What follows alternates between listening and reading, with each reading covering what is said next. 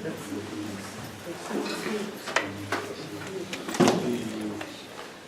noite a todos. Já vi que mantemos um problema aqui da fila da frente. Sentados, temos que retirar as cadeiras, senão resolvemos esse problema. Bem, vamos então ao que interessa. Eu começo por agradecer a disponibilidade do Luís Gomes Duarte para estar connosco aqui. Nós já tínhamos acertado esta conferência há muito tempo, quando fizemos a projeção. Como sabem, em setembro inauguramos a exposição de Nemésio, Vitorino Nemésio, as Figuras de Mormaço, e convidámos logo uma série de figuras que trataram ao longo da sua vida Nemésio. Obviamente, o professor Luís Gomes Duarte é uma dessas personalidades que vem tratando, não é, digamos, é um trabalho mais ou menos inacabado, porque vai sempre atualizando o seu próprio trabalho. E, portanto, foi neste sentido também que convidámos. Começámos na sessão inaugural com António Machado Pires, que nos deu também a honra da sua presença, uma vez que é um estudioso antigo e fecundo de Nemésio, também seu assistente. Tínhamos a perspectiva de poder contar também com o Fernando Cristóvão, infelizmente não o vamos poder fazer, atendendo ao seu estado de saúde para o ano, que também foi seu primeiro assistente. E temos o professor Luís Gomes Duarte, tivemos Carlos Reis, Fátima Freitas Mona, que se dedicou mais à poesia, e vamos ter ainda o Dr. Jorge Fujás, que tratará a parte genealógica da família. Isso para vos dizer que é neste sentido que teremos hoje essa oportunidade de ver Nemésio inteiro nas palavras de Luís Gomes Duarte, que presumo que fará com que nós sairemos às vezes mais partidos do que inteiros, porque normalmente quando nós ouvimos o Luís Gomes Duarte, há algumas coisas que se desconstroem também, mas isso não quer dizer que seja mau, muitas vezes é bom mesmo.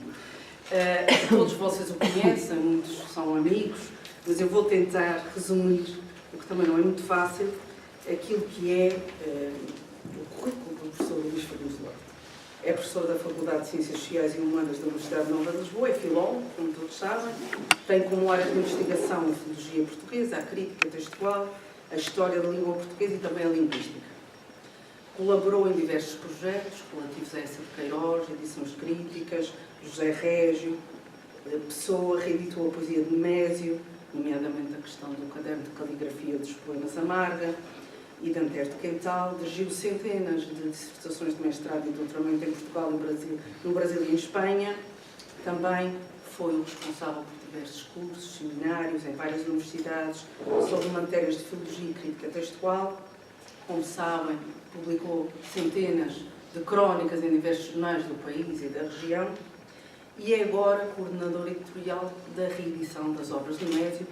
O primeiro volume já consta ali da nossa exposição, numa parceria entre a Imprensa Nacional Casa da Moeda e a Companhia das Ilhas.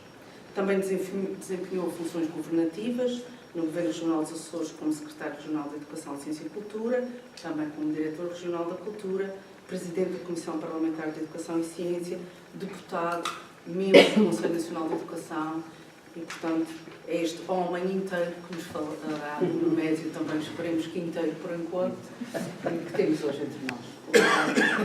Obrigada a todos. Muito obrigado. Quero agradecer as palavras simpáticas da Cláudia, que eu conheço. Não sei se sabem, não devem saber, mas eu andei com a Cláudia ao colo quando ela era bebê. Está comprovado. Mas há fotografias que não é um prazer estar aqui nesta casa, na biblioteca, e falar sobre Nemésio e com pessoas, que grande parte das pessoas que estão aqui conheço pessoalmente, e por isso é um grande prazer estar aqui. Quando a Cláudia me convidou para vir aqui fazer uma conferência, eu disse logo que sim, obviamente.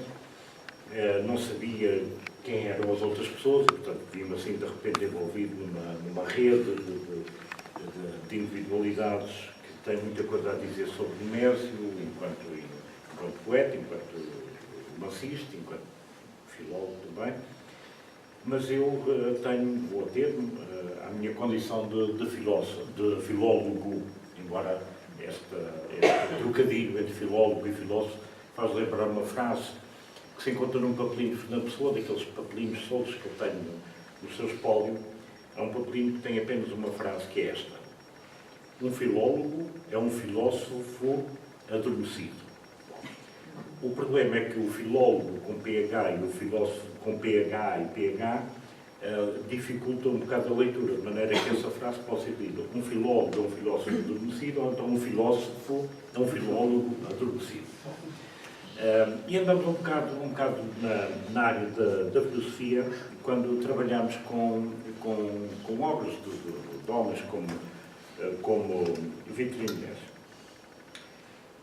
Às vezes há uma tendência para olharmos para Vitorino Meza como um escritor da terceira. Nasceu cá e a terceira e os Açores estão na obra dele de uma maneira impressionante. O que nós muitas vezes não percebemos é que Vitorino Meza é um dos grandes nomes, ficará para sempre um dos grandes nomes da cultura portuguesa do século XX, quer como poeta, quer como romancista, quer como cronista e ensaísta. É impressionante nós encontrarmos nos anos 30, por exemplo, quando Nemésio tinha 30 anos, ou nasceu em 1901, textos que ainda hoje são fundamentais para se perceber o que é o fenómeno literário, por exemplo. É um homem desta dimensão que foi abafado, também faz parte da nossa tradição cultural, não sei se é por preguiça, se é por pequenez de espaço, faz parte da nossa tradição cultural. Em Portugal, nós pegarmos assim numa grande personalidade que abafa todas as outras. Então o século XX é Fernando Pessoa. Agora o século XXI, o visto é Saramago, agora pode-se falar de Saramago por todo o lado. E depois se esquece que há outras pessoas. Nemésio, em muitos aspectos da sua obra, mas sobretudo como poeta, está ao nível de um Fernando Pessoa. E não é preciso ter grandes preocupações de ortodoxia para dizer isso. Acontece que todos os canhões, todos os meios em Portugal foram canalizados para o Fernando Pessoa. Mas ao lado de Fernando Pessoa há José Régio, há Vitorino Meza e há mais 2 ou 3 que são, de facto, grandes poetas. E, curiosamente, eu também tenho vindo a editar Antero de Quental e comecei a trabalhar há muito tempo com Fernando Pessoa. Conhecia Antero de Quental como qualquer leitor relativamente informado, mas sem ser especializado. E estava a trabalhar em Antero de Quental e achava que havia ali coisas que eu já conhecia. E qual não é o meu espanto quando vou depois aprofundar isso? E aquilo que eu encontrava em Antero de Quental, que já conhecia, eram coisas de Fernando Pessoa. Ou seja, Fernando Pessoa era um leitor atento de Antero de Quental. O leitor atento, aliás, já havia um projeto dele para fazer a edição das obras de Antero de Quental. Era de tal maneira um leitor atento que muito daquilo que nós hoje encontramos em Fernando Pessoa já se encontrava em Antero de Quental. De certa maneira, muito daquilo que nós encontramos em Fernando Pessoa também encontramos em Vitorino Meza, porque eles são contemporâneos de um determinado período. Quando Fernando Pessoa publica a mensagem, Vitorino Meza já tinha publicado obras importantes, no domínio quer da ficção, quer da poesia, quer da ensaística, do ensaio literário. Então é muito importante nós olharmos para ele como, de facto, um homem inteiro, não só como homem, como intelectual, que é muito bom em várias áreas, que de facto tem, em alguns aspectos, lembra um pouco aqueles sábios, aqueles génios do Renascimento, que eram capazes de ser engenheiros, arquitetos, e pintores, e poetas, etc. E Nemésio anda muito por aí. Só que nós, por preguiça, espanto-me, por exemplo, como é que nos Açores tanta gala se faz em ter Vitorino Meza, em falar em Vitorino Meza, mas nas escolas dos Açores ensina-se tanto, ou estuda-se tanto Nemésio como em Freixo de Espada à Cinta, ou seja, nada. Porquê? Porque há os exames, e os professores preparam os alunos para os exames, e os exames já sabem que vai ser Fernando Pessoa. E não há aquela capacidade de gestão de perceber e passar aos alunos que o fenómeno literário tanto pode ser estudado em Fernando Pessoa, como em Nemésio, como em outro qualquer. É preciso que haja essa qualidade. Nemésio é, de facto, um homem inteiro que deve ser visto como tal. Ou seja, não é o Mau Tempo no Canal, que é, de facto, um dos grandes livros da literatura portuguesa, mas não é só isso. Ao mesmo tempo que escreveu o Mau Tempo no Canal, escreveu grandes livros de poesia que hoje praticamente ninguém lê, porque não conhece, porque não existem, porque não estão no mercado, porque são edições antigas ou então edições voltadas para públicos especializados. É importante nós, filólogos, fazermos esse trabalho e, ao mesmo tempo, também as instituições, e a Biblioteca está a dar um excelente exemplo, as instituições darem o seu contributo para que esses autores sejam divulgados, porque aquilo que eles precisam é serem conhecidos, as obras serem disponibilizadas, porque depois, a partir daí, qualquer leitor minimamente informado e crítico consegue atingir os seus objetivos. Ora bem, eu estou aqui um pouco, e sobretudo, na minha condição de filólogo, e, portanto, não me vou pronunciar sobre aspectos de cariz literário, tenho as minhas opiniões, naturalmente, sou leitor atento, informado, mas não é esse o meu papel de investigação. O meu papel é preparar os textos para que o leitor comum, ou o leitor especializado, possa fazer o seu juízo, possa ter acesso aos textos. E ainda eu escolhi como imagens, não sei se tem visível, se tem leitura, escolhi como imagens de abertura para esta sessão, para além das imagens que eu roubei aqui do site da biblioteca, um manuscrito de Vitorino Nemésio, todo arriscado, são poemas, aqueles poemas que nós lemos da Festa Redonda, etc., que nós lemos como quase imitações ou mimetizações da poesia popular, mas que deram aquele trabalho todo que está ali. Ou seja, um trabalho altamente muito físico mesmo, que levanta muitos problemas de ordem filosófica, de ordem literária, e que depois aparecem como coisas extremamente simples, como quadros extremamente simples que qualquer um de nós pensa que era capaz de fazer. Mas não, desde ali, um pouco desse trabalho de oficina, temos aqui um pintor que sabe o que é isso, não é? Nós chegamos ao ateliê de um pintor e encontramos tintas e pincéis e papéis e enfim, um conjunto de restos que, à partida, não tem nada a ver com a obra final. Mas a obra final chegou a esse ponto exatamente porque houve todo esse trabalho de oficina. Ora, na oficina, nos papéis de um escritor, encontramos isso. Todas essas tentativas, umas falhadas, outras conseguidas, de produzir um texto que depois o leitor, quando lê, pensa que ele saiu assim, com uma palas da cabeça de zelo, já perfeitamente formada e acabada. Não. É um trabalho de oficina, um trabalho de suor, que Vitorino Nemésio explica muito bem, refere muito bem no último poema do seu penúltimo livro, Limitidade. Tem aqueles versos: compro o silêncio que se me deve por ter cumprido a palavra, trabalhado nas palavras e por elas merecido a terra leve. Esta ideia de trabalho, de trabalhador, de operário, quase, da palavra, é fundamental em Nemésio.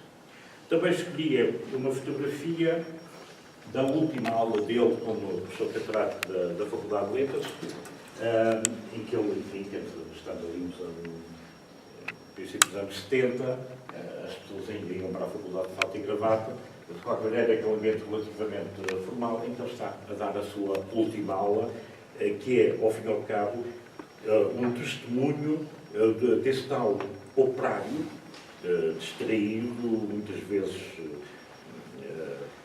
um bocado disperso, mas que é um trabalhador inveterado ao longo de toda a sua vida. Ora bem, é deste homem que é preciso que nós falemos. Mas, antes disso, eu gostaria de chamar a atenção aqui das pessoas para alguns aspectos etimológicos. Cá está a minha a minha dimensão ligada à história da língua, quando nós falamos em editar, em escrever, em ler, nós muitas vezes não sabemos de que é que estamos a falar. E é preciso, para pensarmos, no MES foi tudo isso, de onde é que vêm essas palavras e como é que nós as podemos interiorizar. E eu, como editor, ou seja, aquele que prepara os textos para serem lidos pelo autor, não posso esquecer que há uma história das palavras, que vem do verbo edó, editum, que, de onde deriva por várias vias, derivam palavras como édito, edição e editor. Ou seja, é aquele que faz sair qualquer coisa, dar à luz. Uma mulher que dá à luz uma criança está a editar essa criança. Era esse o ético, e era esse o conceito no latim. Por outro lado, a palavra ler, leitor. Muito pouca gente sabe, ou pensa, ou tem consciência de que entre ler e eleger um deputado, por exemplo, não há diferença nenhuma. Ou seja, a raiz, a origem é exatamente a mesma. Ler significa juntar, reunir, recolher, escolher qualquer coisa. Tal como eleger um deputado é escolher dentre vários candidatos, portanto, eleger vem de ex legere, portanto, ler, juntar a partir de uma realidade dispersa. Ora bem, é este normalmente o trabalho que um escritor faz. Tem ideias, mas sobretudo tem palavras, tem um esquema linguístico, tem um esquema social em que está integrado, tem um conjunto de condicionantes que ele tem que utilizar e tem que considerar quando produz os seus textos. Ou seja, tem que escolher.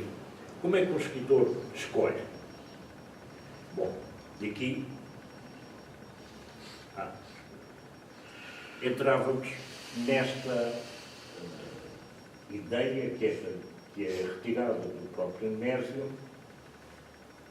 A matéria-prima é a língua, a escrita, a matéria-prima é a língua, o artífice é o autor, a obra é o texto. Portanto, língua, autor, texto. E é digamos, nestas linhas de forças que um escritor se constrói. Tenho aqui, outra vez, mais uns manuscritos de Mésio.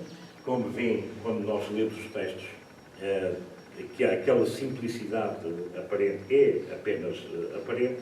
O que nós temos aqui é o tal trabalho de oficina. E é nessa ideia nessa base, que eu gostaria de referir, assim muito passagem, esta condição do Mésio inteiro, porque é um profundo conhecedor da língua portuguesa, é um grande artífice que utiliza como matéria-prima a língua portuguesa, mas já agora também os referentes culturais de que parte. Por exemplo, o Mau Tempo no Canal, ou os contos do Paço do Milhavo, ou os poemas da Festa Redonda, e muita da poesia dele tem, de facto, tem como fonte muito forte, muito viva, a alma e a identidade aqui da Ilha Terceira. Dói-me um pouco, eu já disse isso publicamente, dói-me um pouco ver que um dos grandes escritores de toda a literatura de língua portuguesa, na ilha onde nasceu, que transpôs, elevando a um nível altíssimo para a sua obra, a sua casa seja uma casinha rural com uma retrete, a rua do Porto e as panelas no entrelado. Isso é muito bonito, é uma casinha típica da Ilha Terceira. Mas não é assim que se promove um escritor desta dimensão. Portanto, nós, aqui na ilha, no Assessor Geral, em Portugal, mas aqui na ilha, de uma maneira muito particular, temos que fazer muito para percebermos que, inclusivamente, e eu não devia falar nisso, mas inclusivamente do ponto de vista económico, Vitorino Mésio podia ser uma mais-valia para a ilha. Como nós vamos a Veneza ou vamos a qualquer cidade europeia que tem, olha, vamos à cidade do México com a Frida Kahlo, etc. em que as grandes figuras da cultura podem ser uma atração. Há pessoas que vão lá de propósito para. Ninguém vem à Terceira para ver a casinha típica da Terceira, onde nasceu Vitorino Mestre. Portanto, teríamos que ter uma instituição forte que promovesse o estudo e a divulgação da obra. Eu escolhi também, para ilustrar este slide, aqui um quadro que está aqui no Museu de Angra, de Antônio da Costa, outro grande terceirense, que aqui ninguém conhece, mas há cerca de 2 anos a Gulbenkian fez uma grande exposição com as obras dele, da Costa. O da Costa fez este retrato magnífico de Mércio, com o VM. Ele dizia que era vinho novo, nós sabemos que é Vitorino Mércio. Mas esta ligação, por exemplo, entre duas figuras de dimensão europeia, nascidas na Ilha Terceira da Costa e Nemésio, hoje em dia, qual é a escola da Ilha Terceira, que na área da formação fala ainda à Costa, por exemplo. Ou em Nemésio, possivelmente, também serão muito poucos. Bom, de qualquer maneira, estamos, eu conheci os dois pessoalmente, já numa fase avançada da idade, mas estamos aqui perante 2 homens que, partindo desta ilha, levaram-na sempre com eles. Nós vemos obras da Costa pintadas em Paris com a pomba do Espírito Santo, com os bezerros do Espírito Santo. O que é que isto significa em termos de entendimento e de interiorização de uma identidade cultural como é a nossa. Mas eu não gostaria que, tento lutar contra essa ideia de que Nemésio é um escritor açoriano. É açoriano, nasceu nos Açores e traz os Açores com, mas ele é um escritor da língua portuguesa. Ele diz de dele próprio: eu sou ao mesmo tempo e acima de tudo português, açoriano europeu. Aliás, isto deve ser tudo muito de seguida. Português, açoriano europeu, americano brasileiro. E por tudo isto, românico, hispânico e ocidental. E gostava de ser homem de todo o mundo. O que faz lembrar aquela famosa frase, desculpa lá o snobismo, por aqui em grego, mas de Plutarco nos Moral e na Ética, que diz que, bom, aquilo a melhor coisa que tinha ouvido Sócrates era que ele não era nem ateniense, nem grego, era um homem do cosmos, era um homem do universo. É um pouco aquilo que Nemésio está a dizer dele próprio. Portanto, um homem destes não é da Terceira, não é da praia. Dizer isso é reduzi-lo. Ele é, de facto, um homem do universo, um homem de todo o mundo, que tem atrás dele todo um percurso que passa por essas dimensões todas.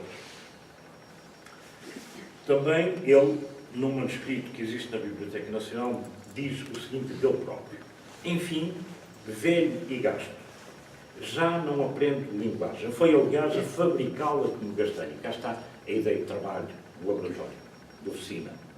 Mas se por fabricar se entende o recebê-la em menino como matéria semiótica do 2º grau, depois do gestual, da careta e do verbo, enfim, como forma de descobrir e entrar na autoridade, regressando sempre ao me ipsum, então sim, tenho de reconhecer que fui um bom operário da fala, oral e escrita. Já agora morrerei na ilusão de que sou um homem de palavra, sujeito do meu pensamento. Esta frase é magnífica, de uma afirmação lapidar de uma identidade, quer pessoal, quer de grupo cultural, que, mais uma vez, reflete um outro grande pensador, um dos fundadores da nossa modernidade, que era Montaigne, que diz que o livro dele, o livro de ensaios, nada mais é do que o discurso da sua vida e das suas ações. De resto, na introdução aos ensaios, Montaigne diz que gostaria, na altura em que estava a descobrir os povos africanos, da América, etc., que andavam nus, ele dizia: eu gostava de ser como essas populações que agora estão aí a aparecer, que aparecem nuas. Eu quero aparecer nu diante dos meus leitores, porque eu sou o tema do meu livro, eu sou o tema da minha obra, que é, de certa maneira, aquilo que Nemésio está aqui a dizer. Volto àquela frase inicial, agora noutro contexto, em que Nemésio, e aqui aparecem assim aquelas imagens nós todos recordamos, os mais velhos, mais novos não, do programa, se bem me lembro, que a Cláudia tem estado a transcrever e que vai ser integrado na nova geração, em que vemos ali aquela fotografia da esquerda extremamente nojenta, em que vemos Vitorino Messe possivelmente ouvir uma gravação de um dos programas, ou de uma entrevista, com um ar atento, mas extremamente endurecido, contente dele próprio, ouvir-se ele próprio. Ou seja, aquele operário da palavra, aquele operário da escrita, que fez o que tinha que fazer, que tem consciência que o fez, que merece qualquer perdão para o futuro, mas que está satisfeito com o seu trabalho. Ou seja, não entra naquela também velha fatalidade portuguesa, não é? Do coitadinho, do desgraçado, não é? A mim tudo me acontece, nada. Eu estou satisfeito com o meu trabalho e com esta condição de operário da palavra. Curiosamente, um dos volumes que Nemésio, um dos livros que Nemésio considera como fundamentais da sua obra, é O Crescer das Ilhas. Precisa ser reeditado. Eu tive a oportunidade, quando era amigo da Marquesa de Jácome Correia, como sabem, foi uma das últimas, mas a grande musa de Nemésio, e em casa dela eu encontrei centenas e centenas de papéis e de objetos relacionados com Nemésio, que depois foram para a Biblioteca Nacional. E, nesse conjunto, encontrei cerca, agora não me lembro o número exato, mas para umas 30 ou 40 fotografias de grande qualidade, feitas por um fotógrafo aqui da ilha, chamado o Bruno, agora não me lembro o primeiro nome dele. Rodolfo, não era Rodolfo? Rodolfo, exato, obrigado. Então o que é que acontece? Nemésio vem à ilha, contrata um fotógrafo local e andei pela ilha a dizer onde é que queria, o que é que queria fotografar e onde é que queria as fotografias para fazer o Crescer das Ilhas. Depois na edição apenas apareceram 3 ou 4 dessas fotografias em muito má reprodução. Essas fotografias originais estão na Biblioteca Nacional. Na altura não houve possibilidade aqui da região ficar com essas fotografias, foram para a Biblioteca Nacional, onde estão bem tratadas. E ele tem essa necessidade de não só transmitir através da palavra as emoções, as memórias, a percepção que tem da ilha e das suas gentes, numa altura em que a base das lajes estava a ser construída. Temos fotografias em que vemos aviões a levantar no meio de vacas, as vacas a puxar os arados ali nos campos das lajes e os aviões a levantar, mulheres que iam aos chafarizes buscar água com latas de combustível que serviam de baldes, não é? Porque não havia baldes. Enfim, essa realidade toda que ele capta e na qual investe muita emoção e muito trabalho para construir este livro, que ele considera, e eu vou ler, o volume Crescer das Ilhas, que também podia passar por os cadernos do romancista de mau tempo no canal, tem mesmo na folha do rosto, em vez da simples menção do autor, a de jornal de VN, Vitorino Messe, que conviria à maior parte da minha produção livresca. Ou seja, é este livro em que ele faz um retrato já de adulto, não é? Do que é a ilha, mas ainda no sentido de a designação Crescer. Quando eu era miúdo, o meu pai chamava-me Crescer. Crescer, vem para aqui. Bem, normal aqui na ilha. Portanto, esta ideia do Crescer que vem a salto de voz, muito adaptada a um miúdo irrequieto, é essa ideia que o Nemésio dá. Vem cá, vem fazer o curso da ilha e considera esse livro como aquele que conviria a designação à maior parte da sua produção livresca. Ou seja, é o romancista do mau tempo no canal, mas é, sobretudo, o homem do Crescer das Ilhas que vem cá fazer o curso. Eu aqui pus várias reproduções de várias primeiras edições das obras dele, em que vemos desde a Mocidade do Herculano, que é a tese de doutoramento, um ensaio, o Mistério do Passo do Milhar dos Contos, o Mau Tempo no Canal, o Gostar das Ilhas, etc. Todas. Mas a Ode ao Rio é um homem que vai para o Brasil, que escreve grande poesia de inspiração brasileira, que já idoso, quando publica o Canto de Véspera para comemorar os 50 anos da... Eu agora disse idoso, eu tinha a idade que eu tenho agora. Já para comemorar os 50 anos da publicação ao tempo do seu primeiro livro, reproduz de memória um livro da adolescência, que eram as Despraz. Bom, portanto, um homem que está constantemente a dialogar com o próprio, com as suas raízes, com a sua origem e, sobretudo, saliento, com esta ida não na perspectiva geográfica, também é evidente, mas não apenas disso, mas ainda enquanto um cosmos, tal cosmos que ele se referia, como sempre, estando na base da sua condição de homem do mundo. Continuo a ter aqui com frases dele, porque ele escreve poesia, escreve grande poesia, escreve grandes romances. Mau Tempo no Canal o Carlos Reis esteve aqui há uns dias e suponho que deve ter dito isso, de facto, e vindo do Carlos Reis dizem em respeito, porque ele é um queirosiano feroz. De facto, o Mau Tempo no Canal está ao nível do melhor que alguma vez foi feito em literatura de língua portuguesa na área do romance.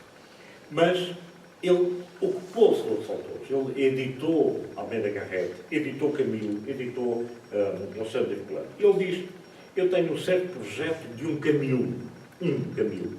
Nada que se pareça com as sabenças do meu Herculano, as sabenças, a tese académica, etc., mas pura interpretação, vida e crítica. Não se queixe da sua instabilidade. Isto é numa carta a Adolfo Casar Monteiro. Não se queixe da sua instabilidade, que também é o meu mal. Às vezes sinto-me biógrafo, outras novelista, outras poeta e até professor e filólogo que sou. Cá está, um tal homem completo, inteiro, que nós encontramos.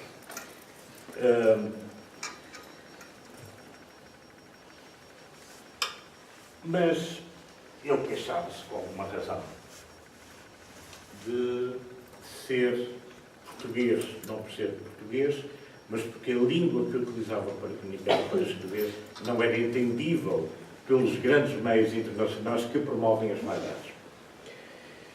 Ele gostava muito de Virginia Woolf, então, toda a gente, qualquer pessoa gostaria. E ele escreveu uma carta a Virginia Woolf a dizer que gostava muito de ler a poesia dela e mandou-lhe.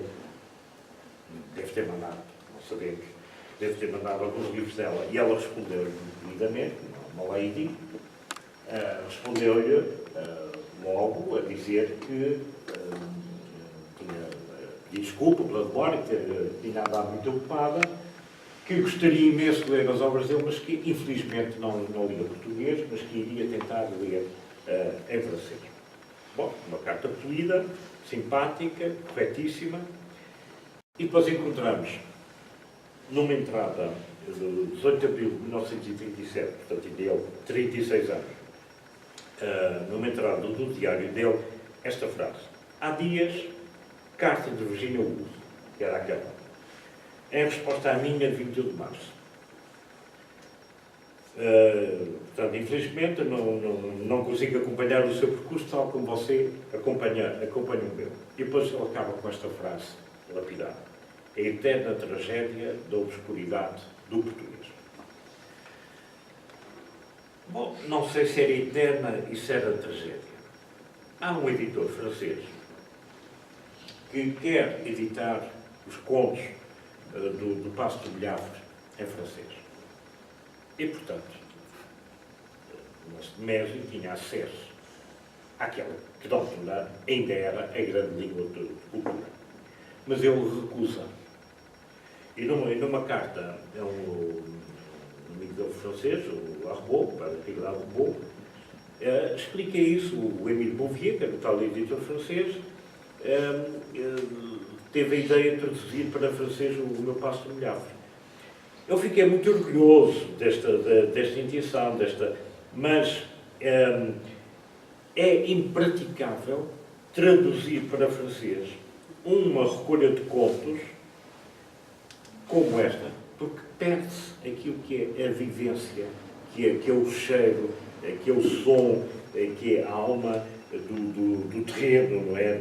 Da terra, do patois, nós diríamos, enfim, dialeto, muitas vezes inacessível aos próprios portugueses. Portanto, no mesmo, por um lado, lamenta que não é conhecido, não é porque não seja bom, não é conhecido porque ninguém lê português no estrangeiro. Mas quando tem possibilidade de ser traduzido para uma outra língua de cultura, recusa. Porquê? Porque a prioridade dele não é ser conhecido além de fronteiras, a prioridade dele é guardar viva a memória e a identidade da sua ilha, que se perderia numa tradução para francês. Portanto, cá temos o homem inteiro, mas inteiro no sentido de íntegro. Ou seja, não se vende por qualquer coisa, eu gostava, mas há valores mais altos que têm que ser preservados. Quando ele publicou A Festa Redonda, que é um livro de poesia que vai ser agora no segundo volume, que está em preparação, já está publicado em edição crítica, que é um livro de poesia de inspiração popular aqui da ilha, vai buscar as rimas e as modalidades e os sons da poesia dos nossos cantadores, não é? Para nós, o nosso mestre João Ângelo com o seu chapéu. A obra teve um certo êxito, mas Vitorino Mésio percebeu que corria o risco de estar a parecer folclorista, ou seja, a poesia dele aparecer como uma imitação da poesia popular, do pitoresco, etc. Quando ele tinha uma alma, tinha uma identidade que queria preservar. Ele resolve fazer uma segunda edição, que nunca fez, e para essa segunda edição escreve um texto que está em época, que vai ser publicado agora pela primeira vez, que são estas 2 páginas, nem chega a 2 páginas, que é um texto magnífico, que aqui não se consegue ler, mas se confiarem em mim, a ideia fundamental que ele dá aqui é como é que um escritor culto é capaz de reproduzir a poesia popular. Porque a poesia popular morre ao fim de 4 versos. Não é? Uma quadra, ao fim de 4 versos está a ideia dita, está toda a história contada e depois vem outra a seguir. Como é que se vai trabalhar uma inspiração que morre ao fim de 4 versos? Os nossos poetas populares fazem isso. Como é que um escritor culto deve fazer, que postura que deve ter para respeitar esse património e, ao mesmo tempo, entendê-lo e não apenas transformá-lo como se fosse um objeto de museu ou de jardim zoológico. Este texto é importantíssimo, é um texto já da maturidade. Não sei se ele, quando acaba ali, se acabou por aquele momento, foi dormir ou fazer outra coisa qualquer e depois se esqueceu de continuar, ou se o texto era exatamente aquilo. Parte do princípio que sim, que era exatamente isto. E temos aqui, nestas poucas centenas de palavras, toda uma teoria sobre a relação entre a poesia erudita e a poesia popular. Sem ter, de maneira nenhuma, a postura paternalista do intelectual, aliás, ele diz, não é? Do senhorito, que desce à rua a dançar com o povo pé descalço, não é essa a postura dele. A postura dele é de um grande respeito, porque ele entende que é aí, nessa matéria-prima, nesse terroir, como ele se referia na carta do Bouvier, sabes que sim, aquela carta que referia há bocadinho, o Larrot, daquele terroir, aquela ideia da terra, da pertença, da busca das origens.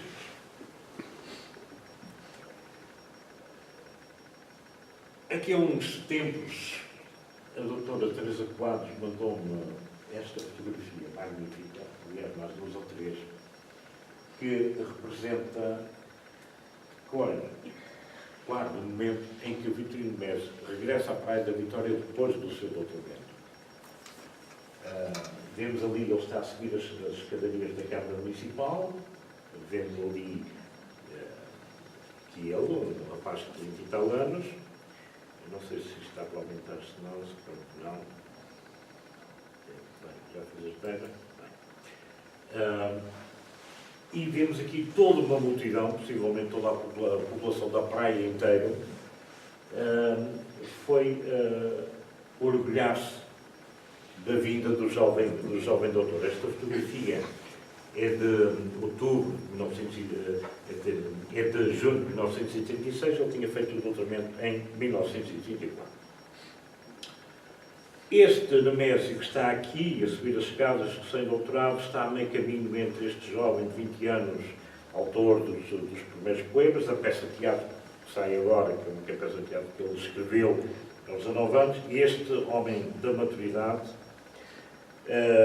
e aqui também temos sempre esta ideia de continuidade, porque ele começa a escrever quando tem 19 anos e acaba de escrever quando morre, em 1978.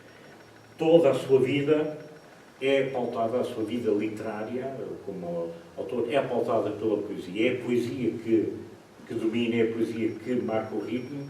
Depois aparecem, aqui e ali, aparecem um romance, aparecem os contos, aparecem ensaios, etc.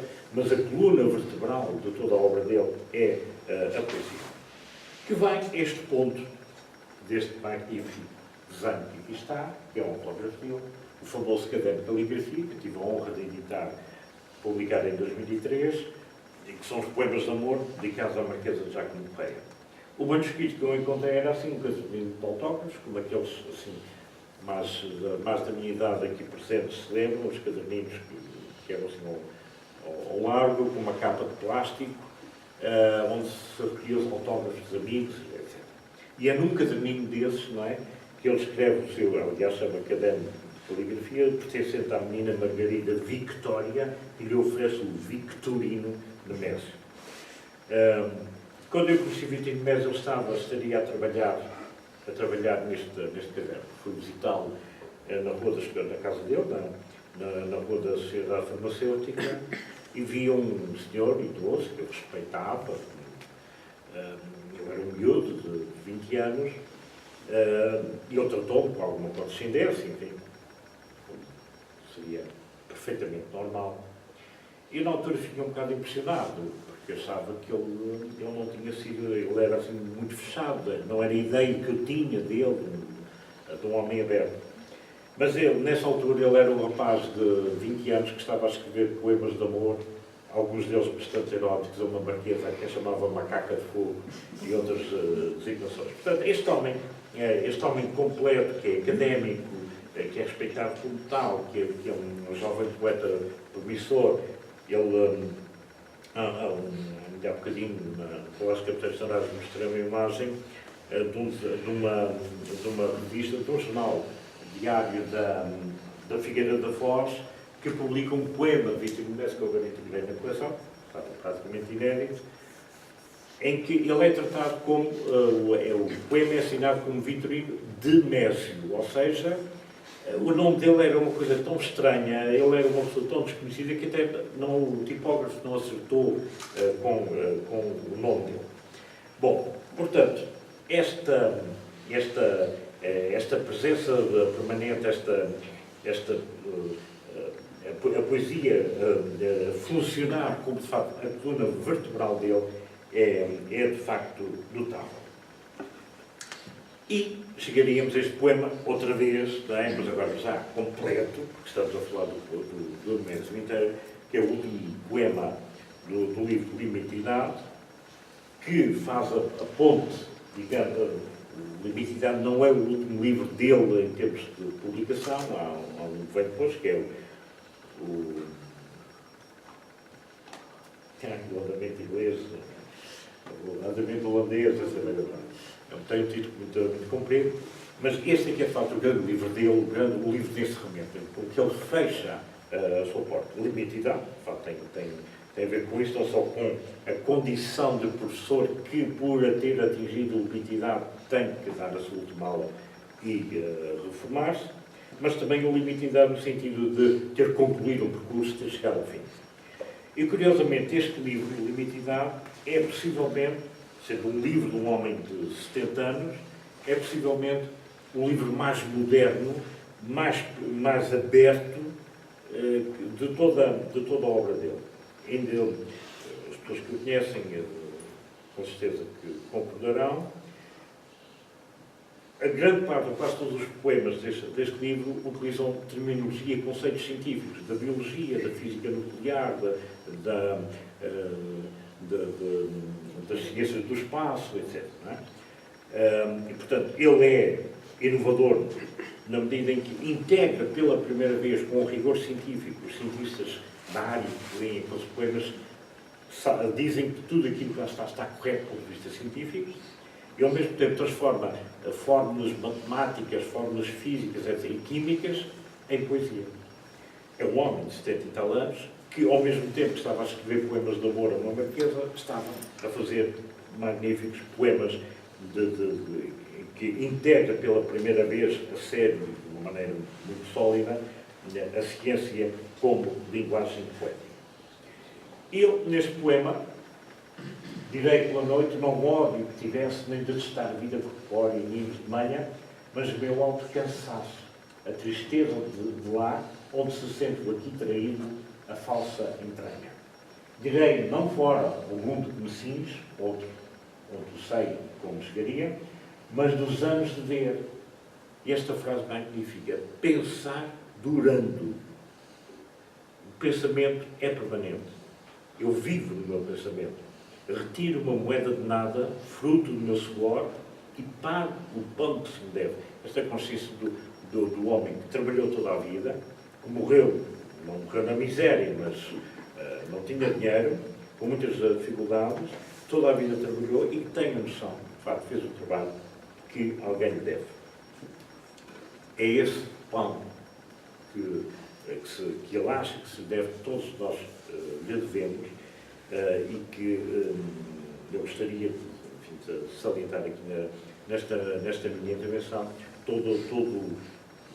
toda a dívida cultural, identitária que temos para com este homem, que, continuando agora, vendo os versos do seu contexto, que comprou o silêncio que se me deve por ter cumprido a palavra, trabalhado nas palavras e por elas merecido a terra leve. Ou seja, tudo aquilo que eu tenha feito valeu a pena. Ora bem, feito isto, e eu não quero pensar muitas pessoas, mas gostaria agora de adiantar um pouco sobre o que é o meu trabalho enquanto filólogo, sobre o trabalho, a obra de um homem destes. O meu trabalho enquanto filólogo é editar textos. Editar textos que não são meus. Quando se trata de obras que foram publicadas pelo próprio autor, e portanto nós sabemos o que é que lá está, aquilo que está é aquilo que ele quis que estivesse, ou se não é aquilo que ele queria, não sabemos o que é que ele queria, o último testemunho que temos é aquele, tudo aí bem. O problema é quando nós temos manuscritos que ele deixou abandonados, deixou soltos, poemas que pode ter publicados em jornais, mas não sabemos se ele um dia tem ensinado a reunir em livro, etc. Aqui o filólogo tem muitos problemas para resolver.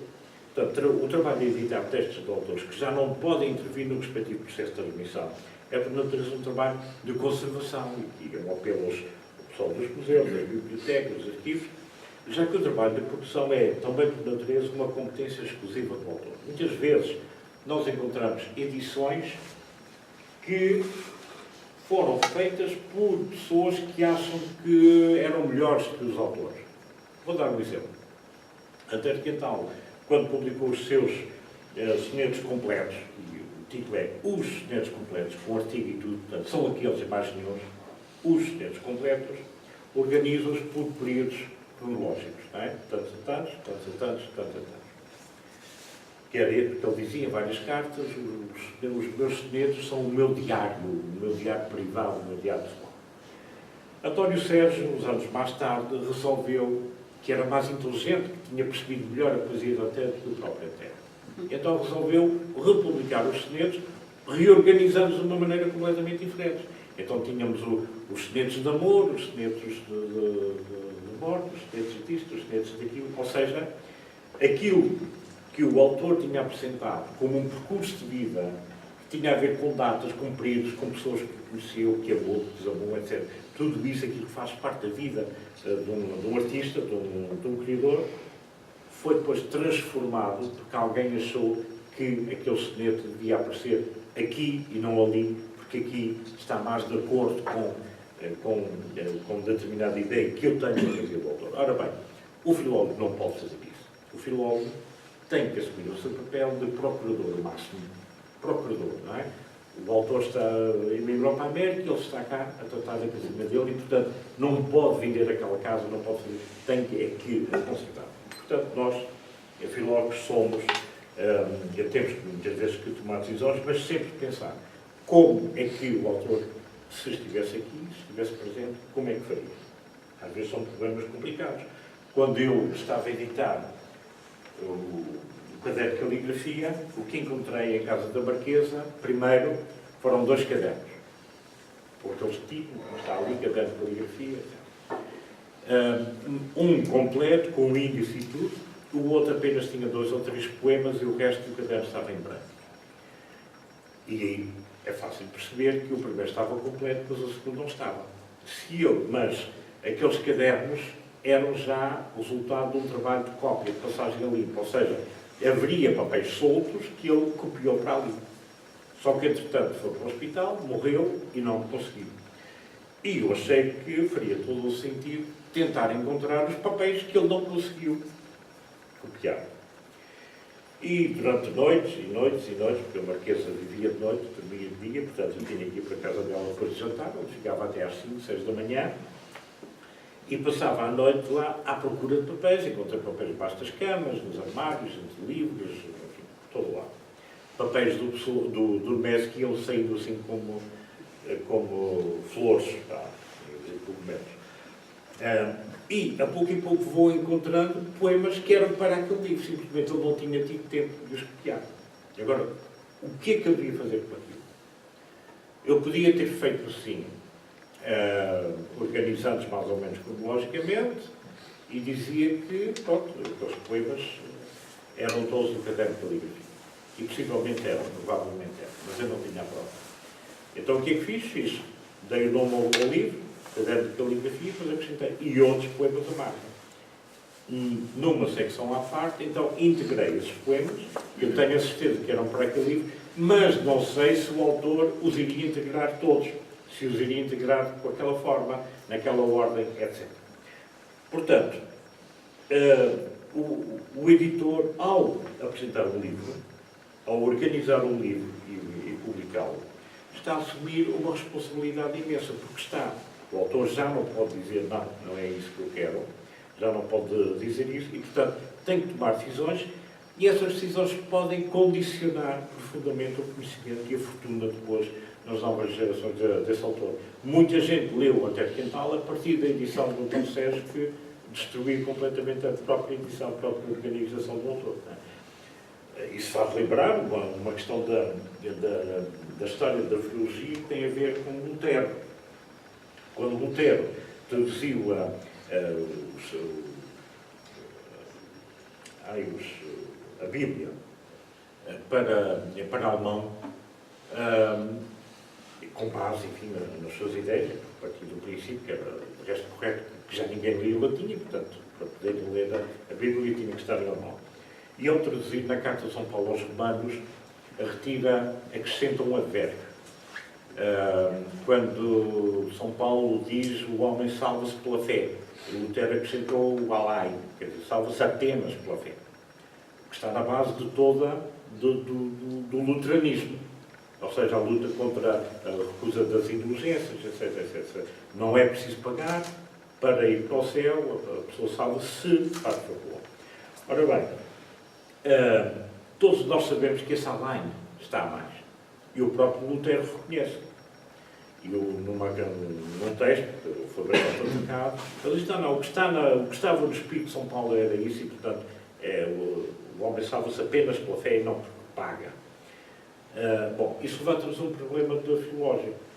Se eu fosse alemão e eu fosse fazer a edição crítica da tradução do Lutero, da Carta de São Paulo aos Romanos, feita por Lutero, teria que retirar o advérbio além, porque foi acrescentado. Não é fiel ao texto original. No entanto, ao retirar esse advérbio de lá, estava a retirar o fundamento a milhões e milhões de pessoas que, nestes últimos 500 anos, tiveram a sua fé e a sua organização espiritual a partir disso. Portanto, um filólogo, ao cometer um erro ou tomar uma decisão, pode ser, no caso, voluntária, pode estar a ter implicações extremamente graves e a produzir resultados gigantescos. E é por isso que, voltando aqui ao nosso mês, é preciso nós termos muita cautela, porque eu quero ter a certeza, ou melhor, eu quero saber que as pessoas têm a certeza que o texto que eu lhes dou é fiel ao autor e não àquilo que eu penso que o autor queria fazer. Porque os autores, tal como os textos, são muito volúveis e até inconstantes ao fazerem a peregrinação que me dei entre o brotar do texto, a ideia, e a sua integração, ou não, modo como estudo, no conjunto da obra completa. E isto se aceitarmos o argumento que nós encontramos o manuscrito, este manuscrito não está acabado, então vamos acabá-lo.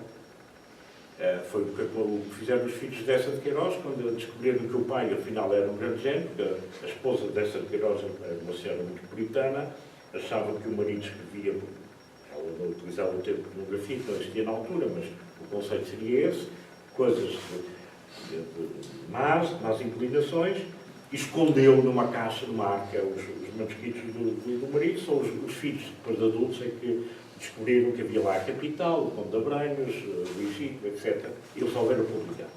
Mas depararam-se com uma situação em que eram obras inacabadas. E achavam que só se podia publicar uma obra dessa de Queiroz se fosse acabada. Então, como não estavam acabadas, acabaram-nas. A Capital, eu fiz a minha tese de doutoramento exatamente sobre isso, sobre a Capital.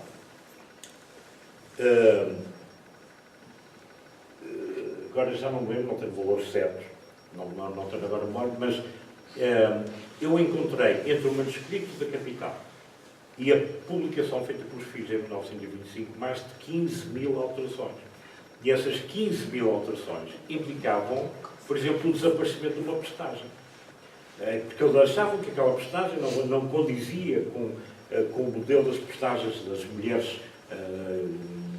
queirosianas, que normalmente são umas senhoras urbanas, coquetes, assim, relativamente vazias de cabeça, que cometiam adultério que não tinham mais nada a fazer, portanto, cometiam adultério. Era um bocado aquela ideia que é um bocado comum a muitas mulheres queirosianas, e aparece na Capital uma rapariga tipo pupilas Rita dos Diniz, uma rapariga caseira, saudável, que achava que os poetas eram os líricos, que não pensavam nada, a lua não servia para fazer poesia, mas para saber quando é que se devia se ia chover ou não, etc. Portanto, a vida prática. E então acharam que essa postagem não tinha nada a ver com a obra do pai e retiraram-na.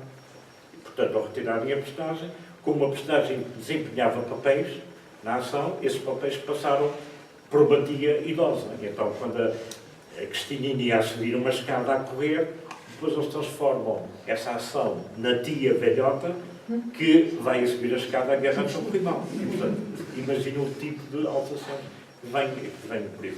Ora bem, os autores são, de facto, volúveis. Não quer dizer que aquilo que nós encontramos lá tivesse que ter um fim perfeito.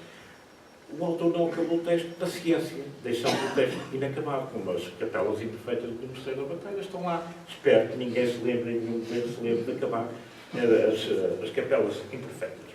Mas, Nemésio nunca teve uma ideia muito concreta acerca do que é que havia de fazer com as suas obras. Começa a fazer, em 1961, reúne 3 livros de poesia, que se chama Poesia de 1935-1940, mas depois continua a publicar livros e já se esqueceu que tinha pensado nessa organização. Não sabemos muito bem o que é que ele pretendia fazer. Eu poderia estar agora aqui até várias horas fora a falar sobre estas coisas, não queria amassar-vos com isso, queria chamar-vos enfim, partilhar convosco algumas das preocupações.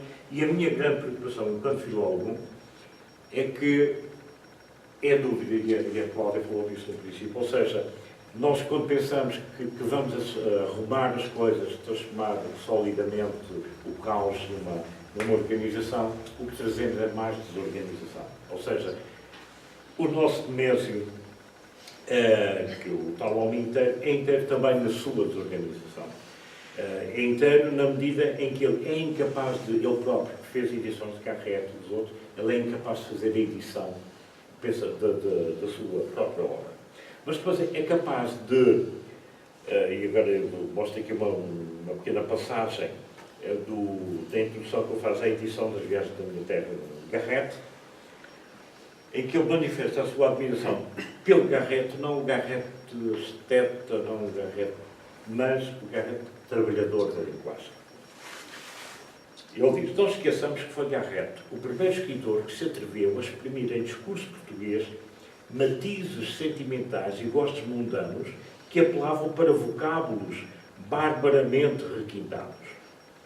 Desapontar e desapontamento. Estas palavras foram usadas, introduzidas em textos literários pela primeira vez por Garrett. Uma rapariga que serve de chaperão a outra. Uma rua, não sei como é que ele pronunciaria isto, fashionável, a cor scabieuse de um roupão, um dialeto da rua Viviane, e flertar, sobretudo flertar. E as viagens da minha terra são isso, um flerte do divino Garrett com Portugal e a poesia. Os reis do vernáculo, ensinar que o estrangeirismo também é português quando vive, como o provincianismo, o arcaísmo e o tecnicismo são bem-vindos quando vivos e exatos também. Ora, ele escreve isto em 1946, a edição do centenário das Viagens da Minha Terra, portanto é um homem que está no auge da sua produção, com 45 anos, mas ele, mais uma vez, reflete aqui a sua preocupação com a linguagem, e ele é o primeiro académico que diz: atenção, um bom cultor da língua portuguesa não tem que ser o que escreve à maneira do século XVIII, ou à maneira medieval. A língua evolui, é um tecido que evolui, e portanto está aberta a todas as influências que pode ter, se essas influências forem boas. E quando ele refere aqui que o provincianismo, o arcaísmo e o tecnicismo são bem-vindos, quando vivos, quando fazem sentido, que é aquilo que ele faz, sobretudo na Festa Redonda, mas também num poema que eu publiquei agora pela primeira vez, o verso que o pai que foi para o trabalho fez à sua filha. Um poema que tem que ser lido em voz alta para percebermos o que é que lá está. Portanto, esse tal, o provincianismo, mas o arcaísmo, sim, senhor, tem expressões altamente que fazem lembrar o padre Manuel Bernardes, o padre António Vieira, mas ao mesmo tempo é capaz, ele está a referir-se a Garrett, mas está a referir-se no texto interior, está a referir-se a ele próprio. O trabalho da língua, o não ter medo de trazer para a literatura tudo aquilo que seja capaz de transmitir informação. É estrangeirismo excelente, desde que funcione. É evidente que os académicos mais conservadores não podem aceitar este tipo de posição. Mas ele diz: nós somos responsáveis de nós mesmos, até no que nos atrasa ou desfigura o próprio perfil presunçosamente julgado definitivo e apurado. Ou seja, quando nós pensamos que temos o conhecimento adquirido, que temos o texto perfeito, nós, ao pensar nisso, estamos a ser presunçosos, porque aquilo que de facto deve ser o resultado do nosso trabalho é da nossa responsabilidade, e é para isso que nós devemos trabalhar. E para terminar,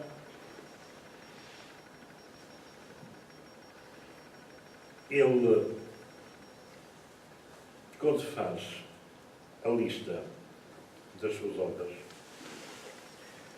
considera que a sua grande poesia só começa em 1935 com a Vai ao Compromisso. Mas, curiosamente, até lá, portanto, portanto, nos 20 anos anteriores, ele já tinha publicado grande poesia. É um livro ao qual eu chamo de livro, não é formalmente um livro, este que está aqui reproduzido, que é Sonetos para libertar um estado de espírito inferior. São 6 sonetos que ele publicou na revista Presença, que ele abandona completamente, considera que aquilo não tem interesse nenhum. Eu não sei, as pessoas que estudam a poesia dele na perspectiva literária, da literatura, possivelmente chegarão à conclusão que não, de facto não se trata de poesia de desvirtude, trata-se de poesia muito forte, muito poderosa mesmo, que é praticamente desconhecida. Mas ele tem digamos, um programa de literatura na cabeça, em que considera que a poesia tem que ter uma função específica. Isso aí ele já foi buscar o Anter, aliás, a primeira poesia dele é de certa maneira, imitação de Anter, mas ele vai buscar essa ideia de que a poesia, a literatura, tem que ter uma função. Nós não vamos andar a escrever poemas, porque nos dá prazer, e então ele chama essa poesia anterior à Veio Promise como nugas, não é? As nugas, como diria o Petrarca, classificava as suas obras menores, como nugas, ou seja, coisas que não têm interesse. Esta ideia que ele tem de si próprio, não só de ter uma consciência daquilo que faz, mas também ter uma consciência daquilo que fez, de fazer uma avaliação até que ponto é que aquilo corresponde ou não corresponde ao seu programa inicial. E aqui termino chamando até no início, falei na etimologia de editar, de eleger, de ler, etc. Nós, filólogos, temos que ter isso em consideração, ter em consideração que o nosso papel de editar é exatamente mostrar, fazer ver. Mostrar poemas de Nemésio que ele considerou que eram secundários, que eram refletidos, que eram miudezas de miúdo, etc., faz parte do processo, ou melhor, contribui para que o leitor tenha uma visão global do próprio autor. Quando Victor Hugo morreu, em França começaram a publicar poemas que ele tinha deixado inéditos, o que levantou assim muita discussão, porque o Victor Hugo tinha acesso, não tinha qualquer dificuldade em publicar livros, e começam a publicar livros, poemas que ele não tinha querido publicar. E criticaram, não pode ser, só não quis publicar, porque... E o nosso Bessa de Queiroz entrou na discussão também. E eu disse, bom, quer dizer, de um homem que já tem a sua reputação sólida, consolidada, mesmo que se publique coisas que não são muito boas, isso não vai beliscar em nada a glória dele. Porque de homens importantes como o Victor Hugo, até a conta do alfaiate se deve publicar. Ora bem, o filólogo tem que ter essa noção de todas as dúvidas que o autor tem, todas as certezas, os erros, etc., não devem ser escondidos, como fizeram os filhos dessa de Queiroz, não devem ser acabados ou transformados, como fez o Dom Sérgio ao alterar os sonetos de Antero, mas deve mostrar aquilo que é. Antero como Nemésio, ou então Nemésio como Antero, como queiramos, são inteiros exatamente nisso. Nos poemas de juventude, na peça de teatro Amor Nunca Mais, que vai sair agora para a semana, do ponto de vista literário não tem grande interesse, mas é uma peça escrita com um rapaz de 9 anos, aqui da Praia da Vitória, que aproveitou a oportunidade de estar cá uma companhia de teatro São Luís, na altura não havia televisão, as companhias de teatro andavam a circular, estava cá na ilha a companhia de teatro São Luís e o miúdo da Praia de 19 anos, em 3 dias, escreve uma peça de teatro e consegue que a companhia do Teatro São Luís a represente aqui no Teatro Inglês. E essa peça ele escondeu completamente, não fala dela, envergonha-se dela, mas é dele. Ao mesmo tempo, mas depois, se nós formos prestar atenção, a Clarice, que é a personagem principal, a mulher fatal, porque é uma peça que não, enfim, de teatro de salão, Mas essa Clarice já tem muito da Margarida Dume, de Mau Tempo Mundanal, que vai aparecer 20 e tal anos depois. Portanto, é muito importante nós termos o filólogo perceber isso. Ou seja, não vai mexer, não vai acabar, vai mostrar, que é a nossa função de fazer ver. Porque se nós percebemos quem era o Vitorino Mestre, que na Praia da Vitória escrevia poeminhas à maneira de Antero Quintado, escrevia peças de teatro para o salão, não sei se é no salão praiense, não sei se existia na altura, mas se for para o teatro angrense, é o mesmo, apenas com menos anos, o mesmo que escreveu o Mau Tempo do Canal e o Limite de Idade, onde faz uma verdadeira revolução na literatura portuguesa que ainda hoje não é estudada devidamente, porque as pessoas estão demasiado ocupadas com Fernando Pessoa. Peço desculpa por ter alongado, era essencialmente isto que eu queria dizer. Muito obrigado pela vossa...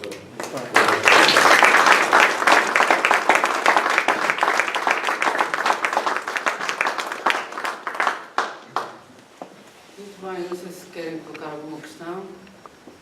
Agradeço muito ao Luís a desconstrução do mês inteiro.